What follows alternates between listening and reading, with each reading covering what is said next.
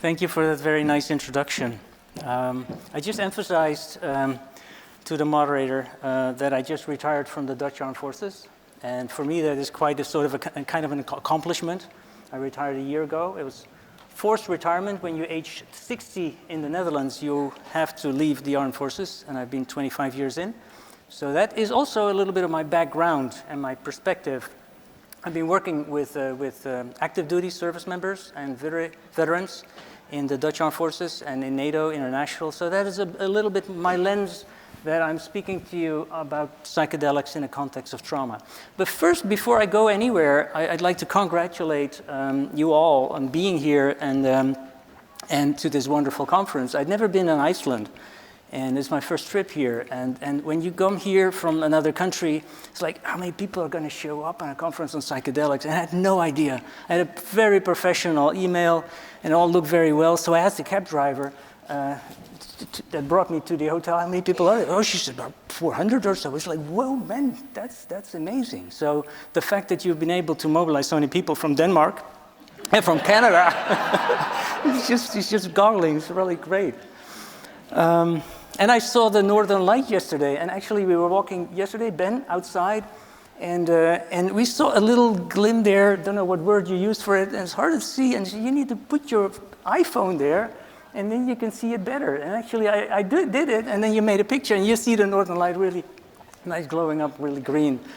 So what I want to do in my presentation is take you in a journey, a trip on a journey to through the field that I've been working in for sort of all my career in the field of psychotrauma and trauma, or PTSD, so you will. And I will sort of meander along biology, clinical, and psychedelics. Of course, will be the thread that is woven into this. This is a picture of where I'm currently working after my retirement. You have a sort of a second life, but actually I was already a professor of psychiatry when I was in active service. This is Leiden University Medical Center, which is in Leiden, old university town between The Hague and Amsterdam, if you've never been in the Netherlands. And that's where I currently work, in addition to other positions. When you don't have a general that tell you whether you go left or right, you can decide what you want to do yourself. So I have some other jobs as well. But I would not start before I would take the opportunity to pay tribute to this man who, in my career, has been very insightful. And I don't know whether you know this man. This man is Jan Bastiaans. Jan Bastiaans was the first psychiatrist in the Netherlands that was treating concentration camp survivors with LSD. I'll come back to that in a minute. Oh, no, I will not come back to that in a minute. I will continue to talk about that. Jan Bastiaans was the head of the Department of Psychiatry at Leiden University for 20 years. And you know, we have the Hall of Fame. This is what we call the Hall of Fame. Every Department of Psychiatry at any respective university has a Hall of Fame where they all have the heads of psychiatry lined up. Here, Jergersma, Karp, and here is Jan Bastiaans. And there's Roymans, Zitman, and then there's the current one. So Jan Bastiaans has the biggest picture of himself at the Hall of Fame. But he was very well known because of actually maybe a couple of things, but maybe standing out were two things. This was before DSM-3. This was when we had no concept of PTSD. And there were people coming back from the Second World War, survived the concentration camps. And there was no time to acknowledge their trauma. It took 20 years in the Netherlands to come up with a name for their suffering. And he mentioned the name concentration camp survivors. Concentration camp survivors. It was just the fact that they survived the concentration camp gave them the sort of the privilege to be recognized and acknowledged for the mental health suffering. It took 20 years for our country to come to terms with the fact that that was still lingering on. He was psychoanalytically trained. He was head of the Psychoanalytic Institute in Amsterdam before he went to Leiden. And psychoanalygy took a long time. It took years before you could go anywhere. And he discovered that it could be catalyzed by other compounds. And he started to use LSD for the treatment of this difficult-to-treat syndrome. And his book, a famous book that was about, and there's also about his vision, was about liberation. These people were never liberated. Even though they were liberated from the camps and our country was liberated, they still were imprisoned in their minds. So isolation and liberation was his title for a book that led his vision. And recently a book came out with that title, Liberated, on the work of Jan Bastiaans that was written by Leo van Bergen. Bastiaans has his peculiar method, and we'll go 50 years back, the Bastiaans method of drug-assisted psychotherapy. One specific case I'll elaborate on a little bit more in depth. It is by Yehiel de Nur. Yehiel de Nur was a very famous Jewish writer, and he lived in Israel, and he was the survivor of Auschwitz. And he, for over 30 years, nightly had dreams of terrifying intensity. After testifying Eichmann here in 1961, he had to testify to Eichmann. Eichmann was in the room, and the courts was in the room. There were people there. And he tried to put into words what he'd experienced. And he tried to put in words who he was. Because what he did when he was writing about Auschwitz, he always wrote under his name, Kate Setnik, with his number. Never wrote under his own name. There was a sort of a split personality between himself and who he was when he was writing. In 1976, he sought help from Jan Bastiaans, who treated him with LSD. And he recovered from his chronic nightmares of the camp. I'll read a little bit about what he wrote in his book was about the 4 sessions that he had with Jan Bastiaans. And just a little blurb, what I'll read. 4th session. Before Leiden, I was a person split, inhabited by an inner horror that would burst upon me from under the cover of night. After Leiden, the specter confronting me by the light of day is a universal, even cosmic nightmare. It was when I called an end to Leiden that I realized the new claims laid on me, claims I acknowledged. The coordinates were clear. I knew where we're heading. And what he said in his LSD session, he said, I stare at myself, dragged by the feet back to the block and see the key to my nightmares. It's hidden beneath the brand between my sister's breasts. This time I don't fall into a faint because I've split myself into 2. Just as then and now are actually a single unit of time, multiplied by 2. The of then and the of now are a single identity divided by 2. I look at my unconscious self, and I look at the self staring at myself, and I look and see the 2 split. What his LSD sessions revealed to him was that we're all human.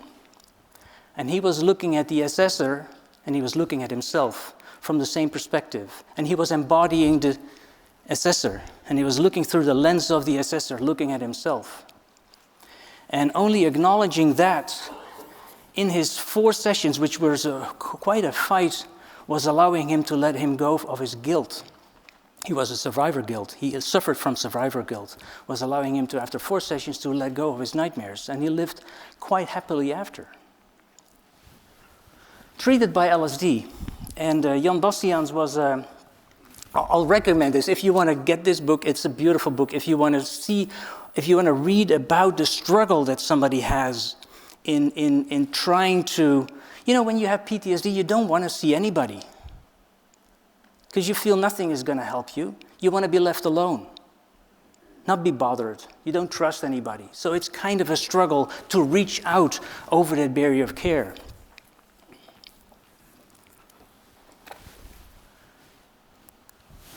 I'll show you another set of brief clips what an LSD session looked like in those days. Let's start with the left upper corner. Briefly, to introduce, this was a film, You Understand Why I'm Crying, 50 years ago. At the time of his imprisonment, and after only 4 months of married life, could he, after 4 endless years of the worst kind of concentration camp experiences, still be a husband and a father for his wife and children, be a source of security and confidence for them? Could he be a man who exists for them, lives for them, and stands open for them? And could it really be possible for a young woman to face the duty of accepting her husband again, whom she had seen leaving healthy and full of strength upon his return from hell, affected and changed as he was, not only then, but also in the future. His homecoming became for her a bewildering disillusionment. Her idealized memory was destroyed. No return of the old and trusted, but rather the penetration of the concentration camp atmosphere into the smallest details of their relationship, their experiences, and their family interactions. In this young family with 3 children born after the war, this war never ended. The liberation was never completed. Let's go to the third upper. Weet je, ik kreeg berichten en moest... Go to that one. For just 20 seconds or so. Here he is getting his LSD. The LSD was given intravenously. The first dose. And let's just look in the beginning of what it looks like. And remember, this was 1969, 1971. Iets wat van me afgaat. Wel. Ja, ik kan niet zeggen wat. Iets wat zich beweegt, wat van me afgaat. Met een bepaalde snelheid. Ik heb het idee dat ik hard over een lange boogbrug heen rijd. Zo'n soort let's go to beweging number zie ik op 4, het ogenblik. the bottom at the left. It's a little bit further into therapy.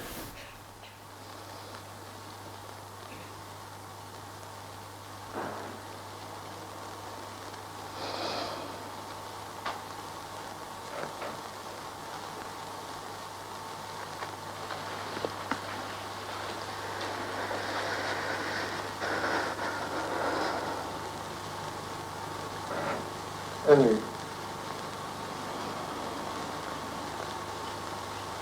Ja, ik zou denken dat mijn graad van nervositeit toeneemt.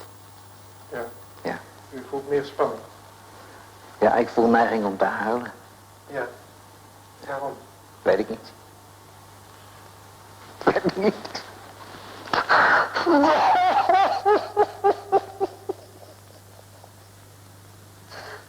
Leg de bril maar even op.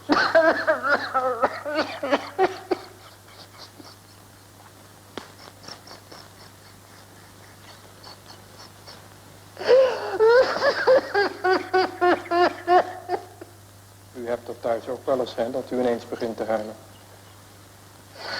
Ja. Er is maar een kleinigheid voor nodig. Hè? Elke aanleiding. Een kleine aanleiding is al voldoende. Ja. Terwijl u vroeger nooit huilde. Nee, deed ik nooit. Let's go to number 5. Dat weet ik. Van Klaas. Prikkeldraad. Prikkeldraad. Spanning. Vierde oren. Zo verschrikkelijk.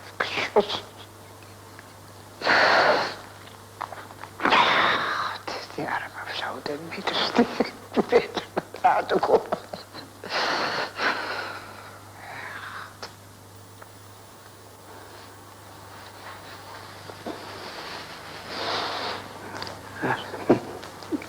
Een rode roos. Dankjewel. Is altijd mijn lievelingsbloem geweest.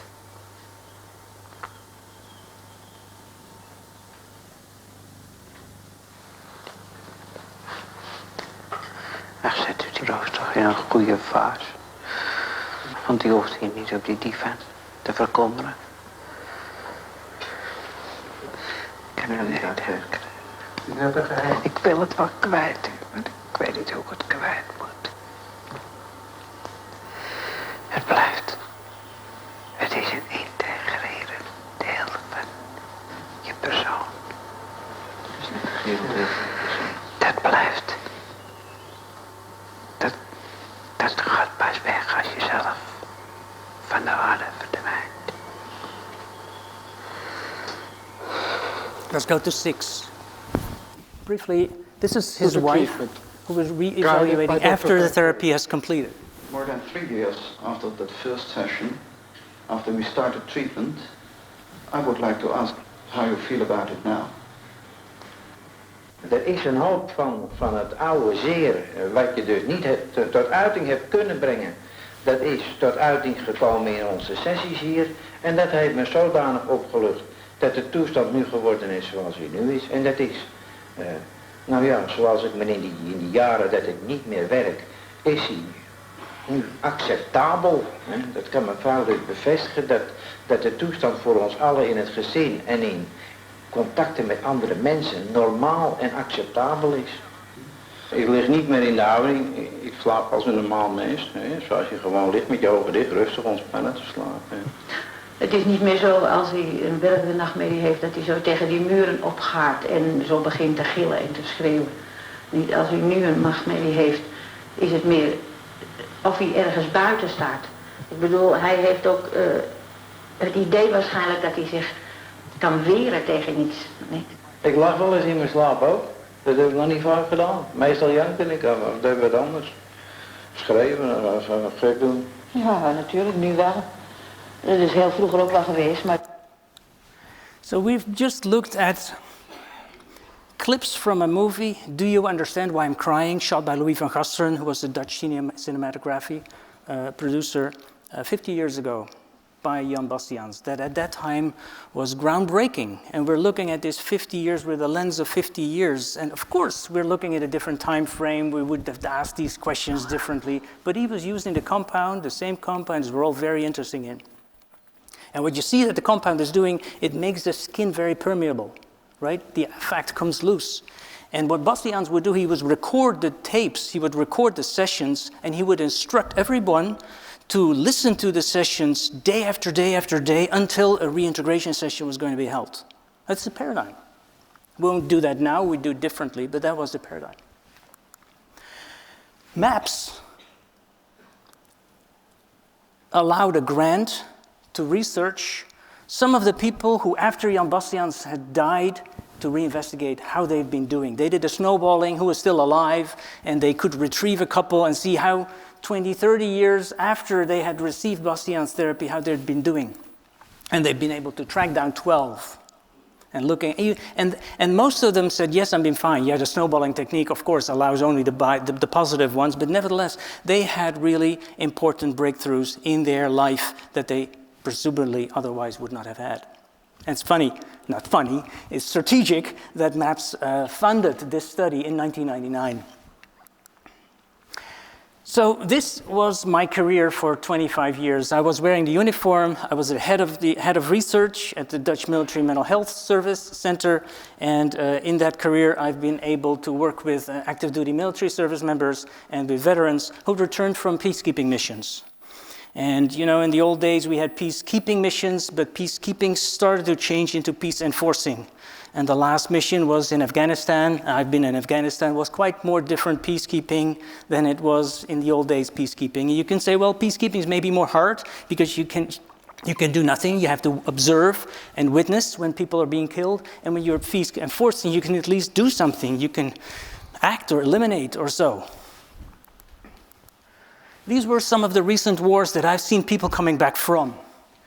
This was a patient of mine who drew in his nightmares this guy that was not, and his hand is there trying to protect the young guy from his deployment in Bosnia. This is the mothers from Srebrenica. 8,000 Bosnians were not protected, and they were not saved by the Dutch who were protected the enclave. And this is in his nightmares, and he is drawing this red tear from the mothers of Srebrenica. The more recent war was in Afghanistan. And were we now in Afghanistan to win the hearts and the minds of the local people, or were we there to eliminate the Taliban? We haven't figured that out.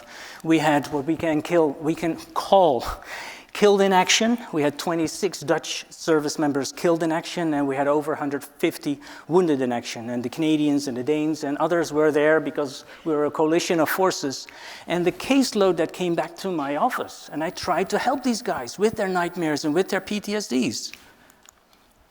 When we did that, when we started the war, participating in this war, it was 2003, 2004. And I joined at that time, and I said, I want to do a longitudinal study. I wanted to have you in your study, I want to have you in my study, and I want to see how you're doing over time. Because the power in psychotraumatology is not case control design studies, no, it's longitudinal studies. Because most of the service members come home and are fine. We are a very resilient human species. We are tough, or we are resilient, don't know what you call that. So we followed 1,000. And let's say pick 1,000, and then I'll see how you're doing when you come back. And of course, we selected only the ones who were going out of the wire. Out of the wire means that you're exposed to type 1A, A1 criteria, which means the A1 criteria that could be potentially traumatic experience. Now, the majority of the guys and girls were 5 years, and we extended this study, were resilient. 85% was resilient. I'm fine, doctor. Carry on my life. Some joined the forces still, and some left the forces. And there was a group that actually showed symptoms of PTSD here, but if we kept following them, they almost returned to baseline, which was 5%. An interesting group was the blue group that said, I'm sort of fine.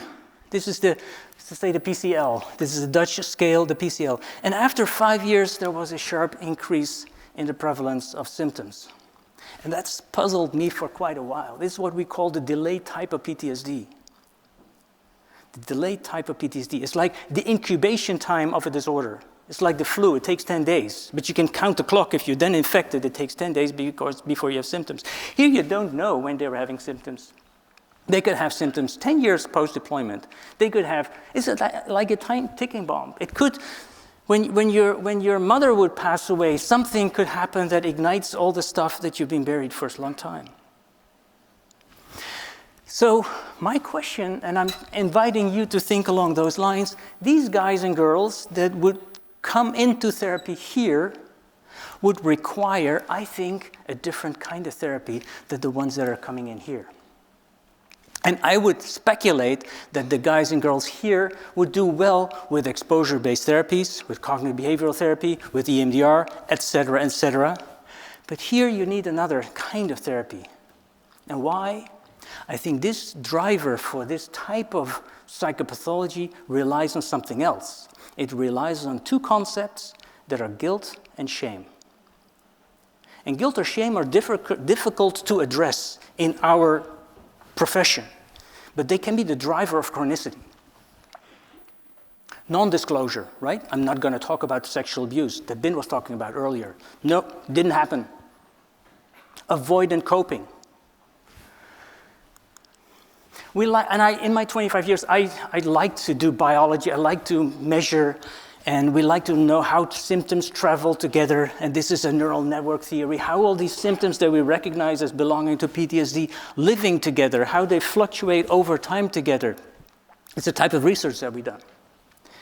Another vignette I'd like to show you comes not from a Dutch sample, not from a Danish or otherwise. It comes from a Canadian sample, but just want to highlight what we're talking about.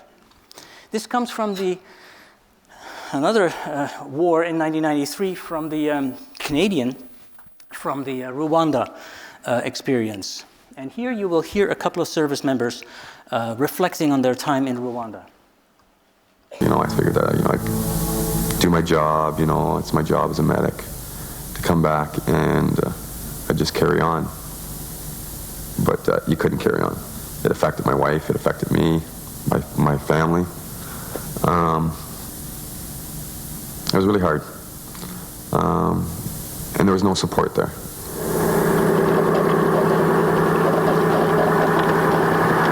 That's the worst thing, I think, of being a Canadian soldier, is that weakness is frowned upon.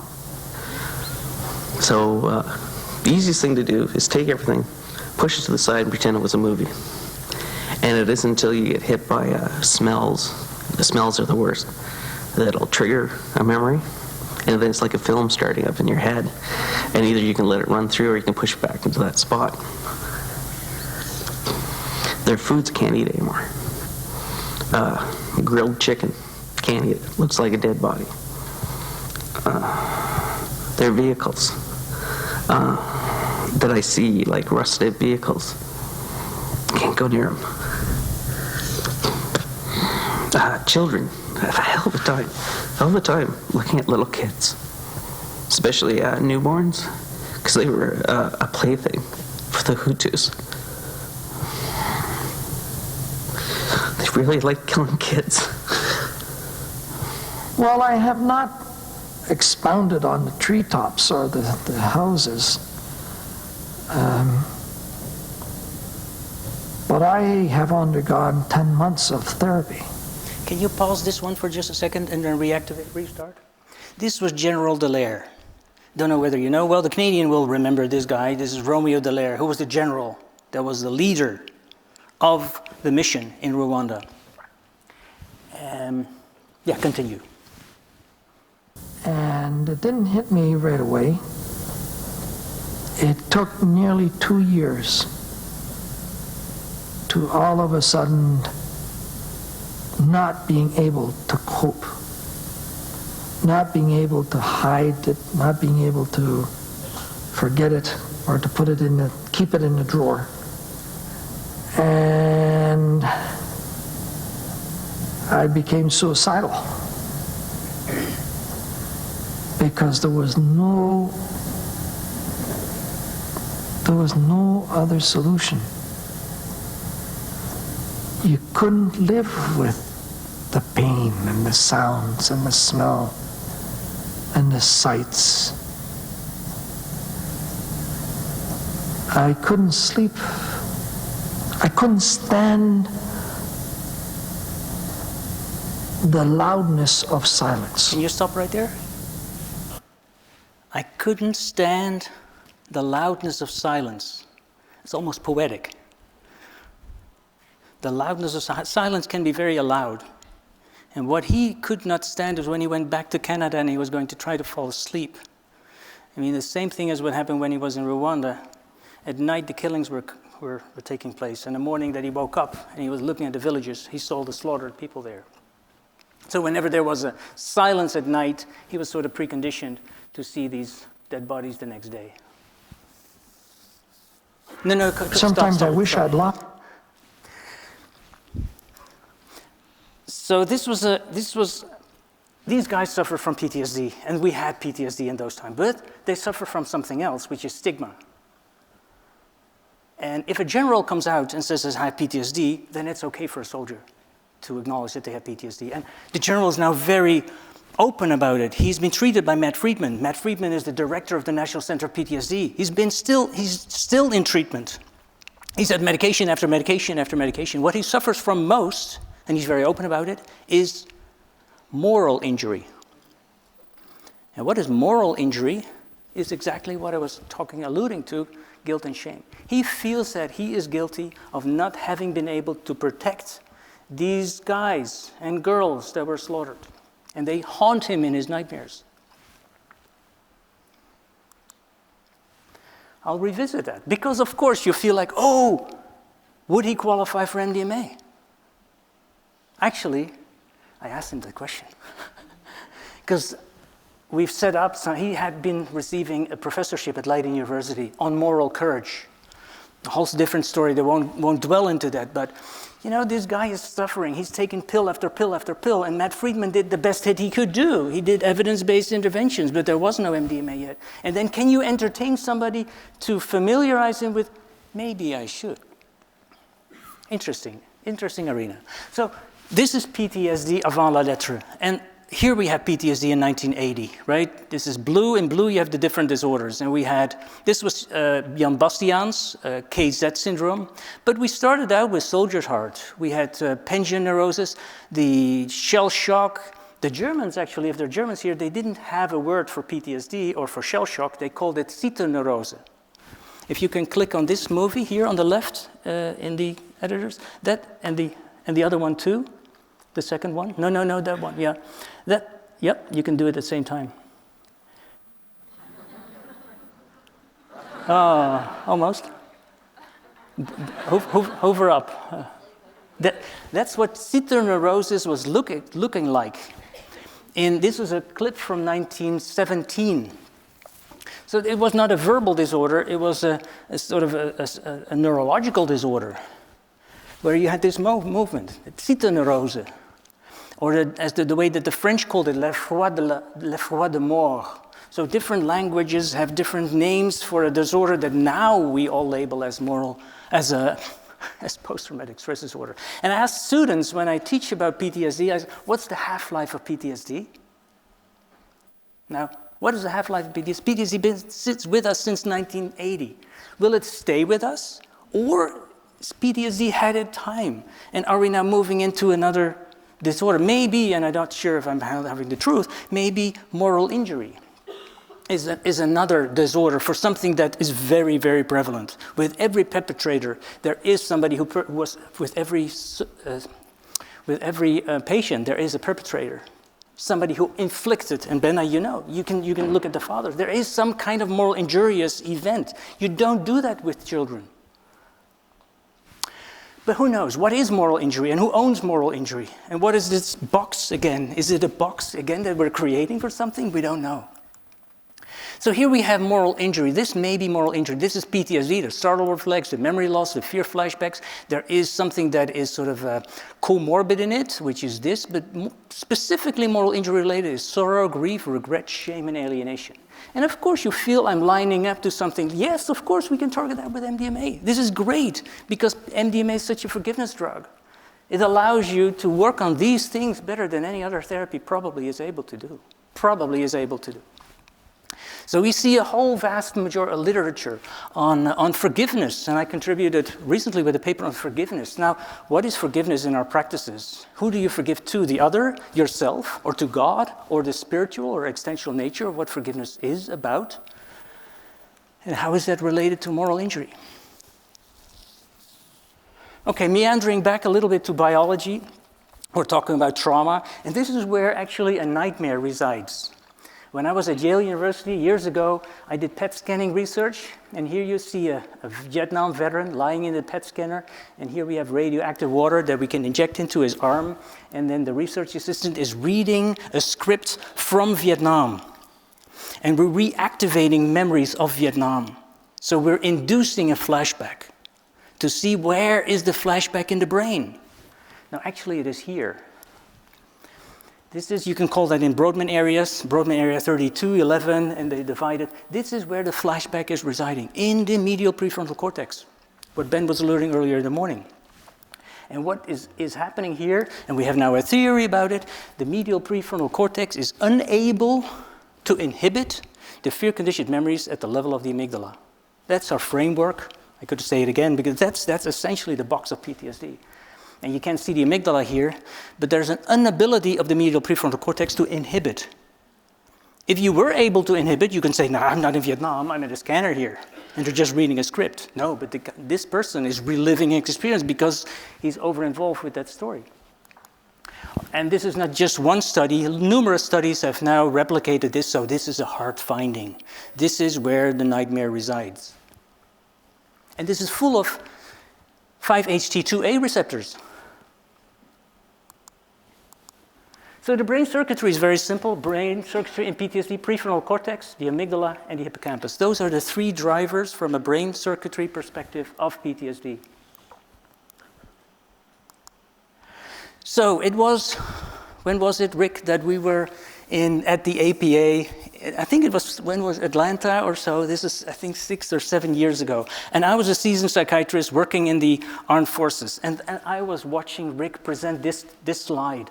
Paul Summergrad organized a symposium at the American Psychiatric Association meeting, and I was in the audience, and then Rick showed me this slide. He said, okay, we have here MDMA research, and then this is the control group here, and then we have, this is the cutoff for PTSD, and here we show the ones that have been treated with MDMA. And I was shown this slide, and I fell off my chair. I think it's not true, or it's too good to be true. So I ran to Rick and said, we got to do something about it. And you know why? I saw the suffering in the guys that were coming to me to see me. And not only me, but my military colleagues as well. We cannot hold this back from them. I feel that would be morally unjust. So I have a moral obligation to give them the best treatment because we sent them to deployment. We didn't send them to Auschwitz. Okay, that doesn't hold up. No, we sent them to Afghanistan, so we need them to give them the best. So I worked my way up to say, like, to the generals, can we start MDMA? It took some time, but I was a colonel in the armed forces, and of course, if you want to get something done, you need to be very proactive, and you can get it done. You can get it done in Iceland too, anywhere. So it took a while, but we organized ourselves, and we started to line up for a phase 2b trial. But this, okay, pause this for a second, because that was in my mind 6 or so years ago. Conventionally, what we are doing with PTSD at that time, or still are doing, is psychotherapy or pharmacotherapy. And yes, these are all the evidence-based interventions, and these are all the pharmacotherapeutic interventions. And they work okay.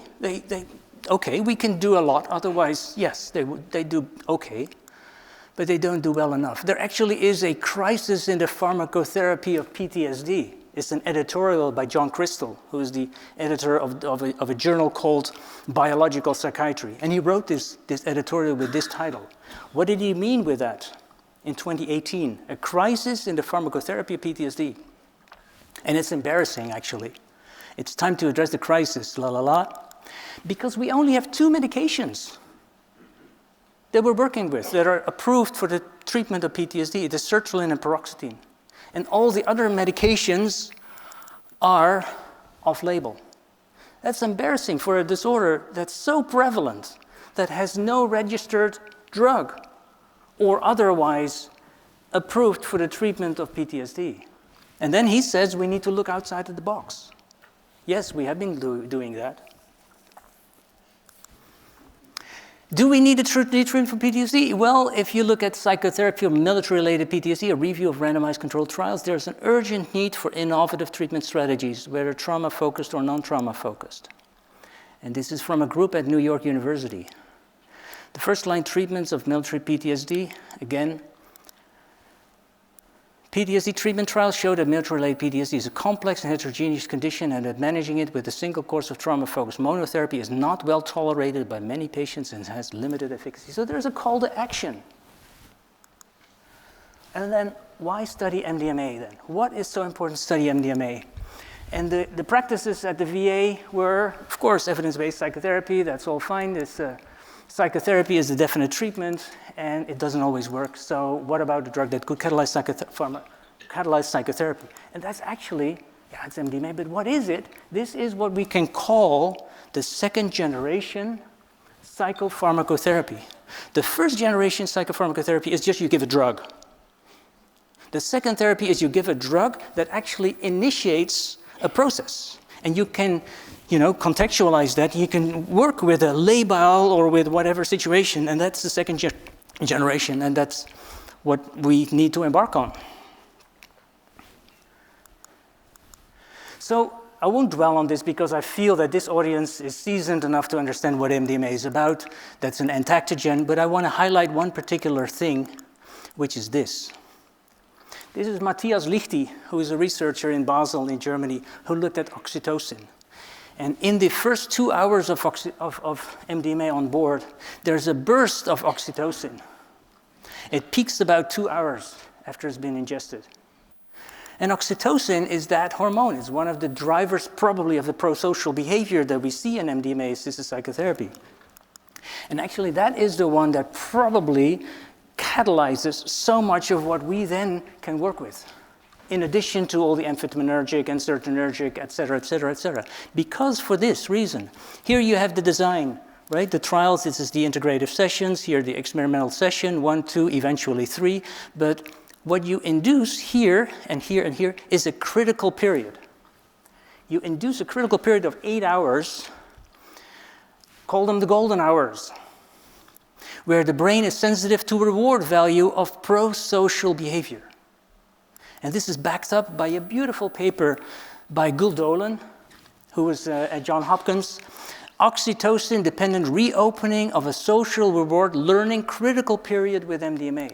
The brain is very receptive to new learning at that moment. The new learning is actually a corrective experience. So that model, and it's very oxytocin-dependent. So when you have oxytocin on board, then you can facilitate that new learning. So you're very sensitive and very critical. And that's a driver, I think, for why therapy might work. This I borrowed from Torsten Passi, is of course what we see, and just activation of the ventromedial prefrontal cortex, deactivation of the amygdala on MDMA with reprocessing and integration. We have here prolactin and oxytocin, relaxation and trust, encoding a positive relationship, and then we have cortisol and noradrenaline, the triggering of learning extinction. Just an idea, just want to show a picture of the brain once more to show what happens. Well, there's a lot of things that happen. And we are doing now a pre-post trial, or we are doing a phase 2B trial, open label, and we're doing fMRI before and after to look whether this actually holds up. And there's been one done, and we're doing the second, because we want to learn about the brain and what is different before and after. Okay, but this is not all about MDMA, you might say. No, we have many other compounds at hand. We have LSD, we have psilocybin, and John Bastians was also working with psilocybin, and we have other compounds. And it's interesting when I teach about this to students, I mean, 1912, 1938, it's also quite embarrassing that we have let them sit for so long time. When I was a resident, didn't hear about this. And if you're in medicine or so, you're not being taught about this. Just eliminated or so. You're not being educated. And when I talk about it now, I feel that we need to educate. So a lot of trials are out there. If you look at the trials that are out there since the last 10 years, it's exponentially growing. And if you look at clinicaltrials.gov, you see that there's a lot of trials, funded or not funded, or with philanthropy or others. And there are ideas of how do they work. Yes, it is about 5-HT2A. Probably that's a big driver. There's glutamatergic transmission in the medial prefrontal cortex. There's AMPA activation, default mode network, BDNF as an increased learning and neuroplasticity. There's a lot of neuroplasticity, ideas, hypotheses out there. The increased functional connectivity between the limbic and the paralimbic network. It has strong inflammatory functions. The idea behind this also is now, is the mystical state that you're inducing with psilocybin, is it now a driver for the treatment effect, or is it an epiphenomenon? Is it just a byproduct that the mystical state is not necessary? DARPA is now working. DARPA is the really big funder looking at research in the US, and they're now trying to create a compound that doesn't have psychedelic qualities with the same effect. So they feel, the driver is that the psychedelic state is kind of a nuisance. You can do without. So they're trying to find a drug that doesn't have that mystical state or the ineffability. And then you can have, this is a beautiful slide by Robin Campbell Harris, who came at, this is psilocybin, this is placebo. I like this. I want to have this and not this, right? Don't know what it means. It means more connectivity or so and more associative network structures. Okay, so I won't dwell on this, but this is Robin Carrot Harris and Friston, who had this idea. Well, you had him last year here, so you all know about the rebus model of the brain. We have ideas by Michiel van Elk, who's a Dutch colleague of mine. We have to look at the pharmacological level, the neurological level, and the psychological level. But I want to go to something else briefly with you. Yeah, this is a PhD student of mine, Erin Krediet, who looked at MDMA, ketamine, classical psychedelic cannabinoids for treatment of PTSD. But, oh yeah, of course. I didn't say anything about cannabis yet. I want to say one slide on cannabis. When I was active in the military, I started to prescribe cannabis to soldiers and to veterans. And initially people thought I was crazy, but no, a veteran doesn't want to be high every night. They want to have a good night of sleep, and they want to be less irritable as a parent for their kids. So in the Netherlands, we have oil-based cannabis, and we have floss, where you can smoke. I tried to put everybody on oil-based, it was reimbursed for veterans. I signed a letter to our Ministry of Defense saying, like, this is a treatment of choice, I want you to reimburse that. And they granted this to be reimbursed for veterans. It's 50 euros for one. In PTSD patients takes about 2 dosages per month. 1,200 euros are only the cost. And I was able to get them out of SSRIs into medical cannabis for 5 years until my retirement. Now we have a clinic for medical cannabis for treatment of PTSD. So we wrote a paper about this. So briefly, back to MDMA. Here we have as Ben beautifully described, the window of tolerance. That is three of our colleagues at ARC Center 45. So we may end up with, here we have evidence-based therapies for PTSD, all the evidence-based therapies, cognitive behavioral therapy, narrative, prolonged exposure, brief eclectic, cognitive processing, EMDR, and this one may come up shortly, where we have psychoeducation during preparation, we have emotional skills and coping skills during preparation and the MDMA effect. Imaginary exposure, it occurs spontaneously. We don't have to instruct, go there or so.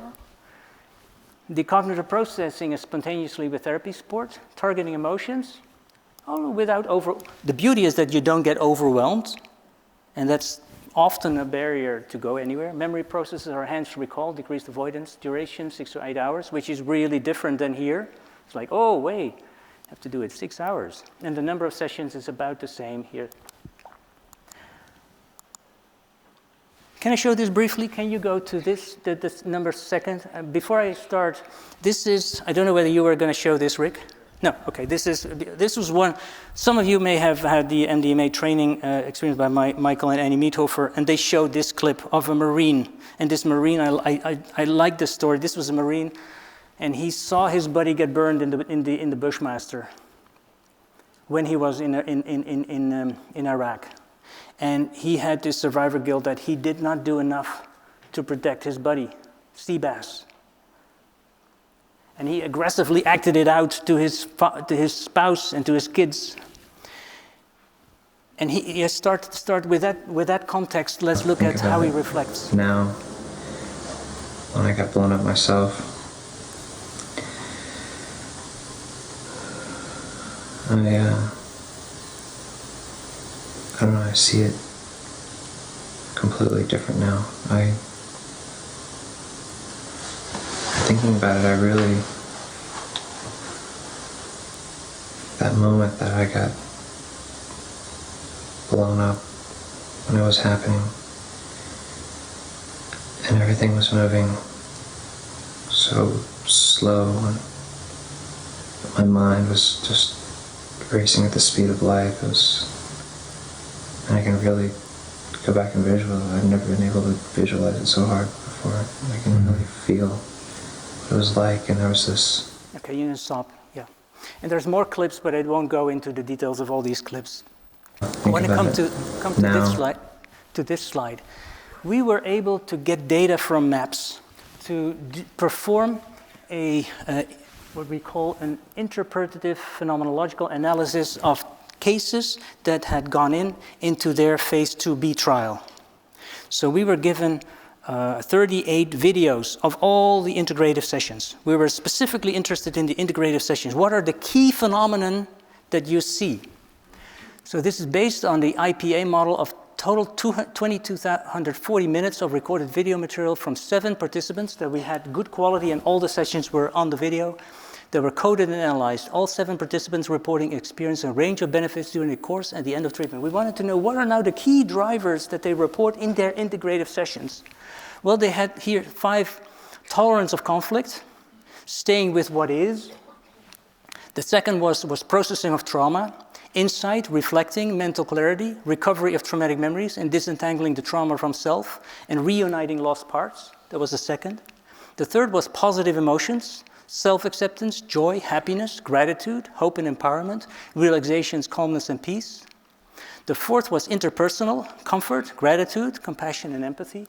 And the fifth was connection, union, a wider perspective, the inner hero intelligence, accessibility of emotions in contact with feelings or mind-body connections. A few of the quotes to highlight what people said. This was about lost parts. After that first session, there were, in my mind's eye, 2 individuals. That were the 15-year-old Harry, and there was the present-day Harry. They were distinct bodies, but at the end of yesterday, they went together. And that was really the connection that I was looking for. It felt so good. There was a unification integration.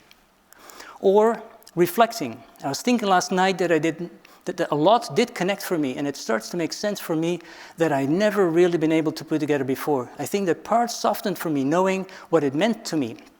Mentally knowing that a damage was done to me, that softened. I feel like now what I know now, what it took from me, I know where to begin to rebuild. And just finishing that out of almost it almost gave me back a little bit of data that I felt stolen from me, because now I have a starting point. I think all of this is going to build on my self-confidence and love for myself and love for others and appreciation for life. Decreased reactivity, Jackie. This is session number 16, it was 40. This is a nickname. I had that startle response, like incredibly diminished, which is insane to me. Truly, I know that there's a change in my brain because my startle response is but almost dissipated. And before it was constant, like I hear any noise, and I mean, while I was there, always get the edge and I'll jump at it, you know? And I have that response. It's an automatic response. It's not a choice. The inner healer intelligence. When you say the inner healer, I think that the medicine allows something within you to find that awaiting ability to express it, whatever that something is. So there's definitely an almost esoteric sense to it. For lack of a better term, there's some kind of magic to that, of you getting into that spot being like, remember this? And it's not always a good thing, but it's there. It's being brought up for a reason. And that to me is like, wow. Yes, truly it is. Like it is a moment of like, oh yeah, there's this memory that's there for a reason. What is this bringing me? What is it teaching me? And why is it still prevalent? What does it mean? And I think the last one is disentangling. And these are quotes from people themselves, right? In the integration session. This is session number 6. I really felt like it wasn't part of me or attached to me anymore. And I feel like it made me realize the totality of everything that's happened. I made it mine and my fault or something. I've made it part of me, you know? And the ugliness and the craziness of it all, I made it mine. Like I'm that monster, I'm evil that, you know? But it wasn't me, it was just something that happened, I guess I don't know. It's not me, it just happened to me. It's like some violent things happened to somebody. And then maybe they think that you're the person that did it, you know, but you're not. So these are these qualitative analyses that help us learn, because we can't all give MDMA to patients, so we feel that this is important to understand what the phenomenology is and the trajectories then are that patients undergo. I go way over time. Am I good for 5 minutes? I get a thumbs up.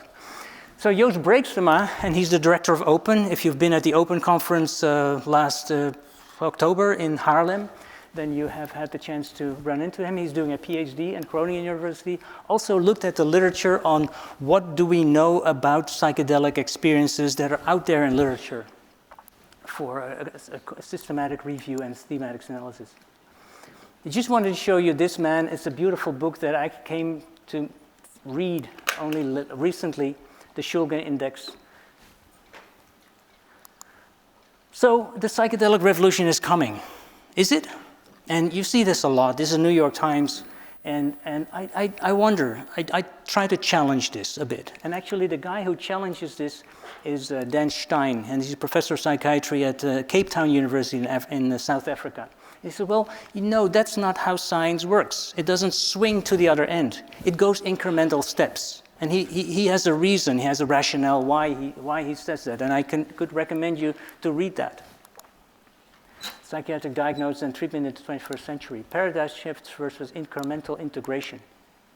So when I was teaching to a group of health insurance medical doctors some weeks ago, I did a Mentimeter test, and I asked them the question, what are the new developments in psychotherapy that are hopeful? You know, with Mentimeter you get a word cloud, and this is what I got. Out of 400 participants, MDMA got the most of the hits in the middle. So this is what insurance doctors in the Netherlands feel that are now hopeful therapies. So are we talking about normalizing this discourse, or are we talking about stigma? This is the Netherlands. Now, yes, we're a liberal country, but ketamine, MDMA, drugs, psychedelics, ayahuasca, hypnosis are rated very highly. Yes, and of course, do you need to have taken your own MDMA? I was 56 or 57, I think, when I was taking my first MDMA. And I'll tell you very briefly, I won't go into a lot of details. Either you get MDMA or you get a placebo, right? Or the other way around. And I went to Boulder, and I had this beautiful therapeutic couple.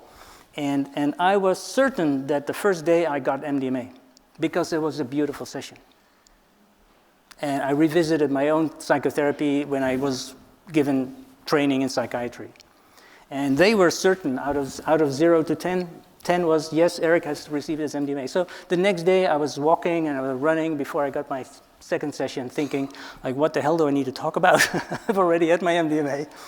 And then after 15 minutes or after 20 minutes, something happened. And I felt this glowing here, and I felt like, gosh. And I started to look my therapist in the eyes, and I couldn't stop looking. And she looked back. And won't go into all that requires a lot more time. And she ran to the freezer. Did Eric now get his second MDMA? That was my MDMA. I completely mixed it up. I'd never had any MDMA. And I attribute the MDMA to the beautiful session that was given the first one, but the second one was MDMA. So you said that, right? So, or on the placebo, I'm very hypnotic susceptible. I know that of myself. If you tell me that I'm at the beach and I close my eyes, I'm at the beach. And then you get your certificate, right? We did our training, and you need to have that, and I think it's very important. I think I'm the one that's biased. Yes, you need to have your own session in order to understand and to be able to journey somebody into their own experience. Now, this is our beautiful castle Endegeest, close to where Jan Bastiaans was doing his therapy sessions in Oegstgeest. And we had, since then, all our training centers and our discourses. We had lovely people there, and this is what we use as a sort of a retreat for our familiarization with therapy. But now we are here in the Netherlands, and we're part of the European enterprise to do a phase B trial, series of phase B trials, and then lining up for the phase 3 trials in the Netherlands, because we have the second confirmatory analysis that Rick will talk about. But Europe is also lining up, like, wait, we have the EMA, and we need to line up for our registration. So we've had 6 patients done. We need to do 2 more before we can start with a phase 3 trial. I said 5 minutes, so the one that you need to invite maybe for next year or so would be Peter Gasser, if I may just make a recommendation. Peter Gasser is a psychiatrist that works in Switzerland, and Switzerland has been able to work with psychedelics throughout history. They were not stopped by legalization. And he embeds it beautifully in his current today practice, where he says the therapeutic principle of psychedelic treatment is the paradigm, the healing, the spiritual paradigm, the setting, the preparation, and he's dwelling on the process of psychotherapy. Okay, 3 slides and I'll stop. In the process of registration efforts, are we preparing for a wave? And I just wanted to stop with these 3 slides because I was at the European Commission, also invited, and gave a talk there, because we need to inform the legislators. I'm a doctor, I want to treat patients. So I think, and here are a couple of takeaway points, I think we all need to be psychedelically informed, even if you do not plan to use these medicines in your practice. There are a lot of people who don't like 8-hour sessions. It's not for them, and that's fine. But they need to know about it, because a patient can come into their offices and they say, hey, what do you know about MDMA? So they need to be informed. For now, and this is for everybody, underground therapies should be discouraged, particularly with vulnerable patients. If we're talking about vulnerable patients with complex PTSD, are you comfortable to treat them with psychedelics? I'm not so certain, to be honest with you. You need to be very well trained. Therapists may be in a position for self-exploration. I would be to die for, yes, but with vulnerable patients that are suffering from chronic psychopathology, with these guilt and shame-based psychopathologies, you need to be very comfortable. Therapists may be in a position where they need to do integration and harm reduction with patients to use psychedelics on their own. Therapists may be in a position. So you may be called, I've taken this, can you help me? Stay open-minded and avoid the hype. There's still a lot we don't know. Be informed about the possibilities of this new treatment modality. And then for therapists, be psychedelically informed. Okay, I said that. Oh, this is double. For science, there is a lot we don't know. I said that. More research is definitely needed. And more recognition from professional societies. Stay open-minded and avoid the hype. And then for policymakers, and I want to underscore this, facilitate compassionate use.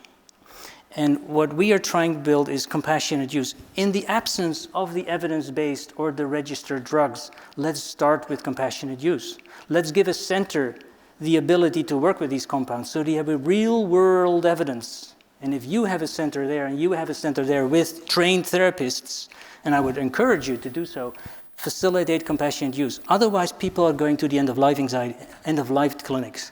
And they call me, I will go to the end of life. And it's not because they threaten me, there's no other choice.